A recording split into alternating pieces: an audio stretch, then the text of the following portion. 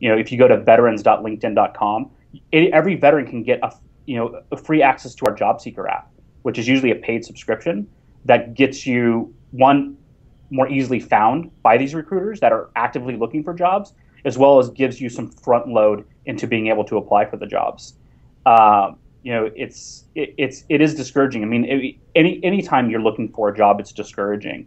And I think that it makes it more difficult for veterans because, especially if they've been active duty for a long period of time, of just understanding how those skills that they had in whatever branch they're in, how does that translate? If you're a computer technician, like that is pretty easily to transfer over. But like I talked to people who were, like in my case, I was an MP, or let's talk about like infantry.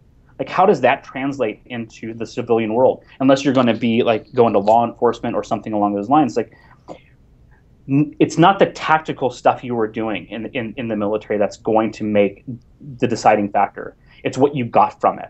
And I think that is where I was able to find a way to excel.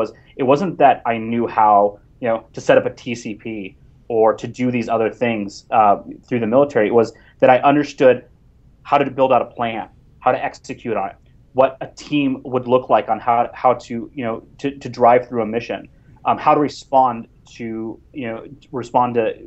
actions, to how to navigate the bureaucracy. Because in many cases, depending on what rank you were in the military, there's a lot of bureaucracy that we had to deal with. Absolutely. And it's really no different in the business world. And understanding how those landscapes happen is what can translate very easily into the business space. So when I talk to people who were like, it's again like in the infantry or in some other very non-civilian like field, it's what did you learn from that? Like what is it that you got that can translate? And once they start talking about it, once they talked about, well, I know how to deal with the crowds, right? I'm very good at like setting things up, or I'm really good at writing down the plan, or like whatever it may be. Like there's a lot of things that translate easily.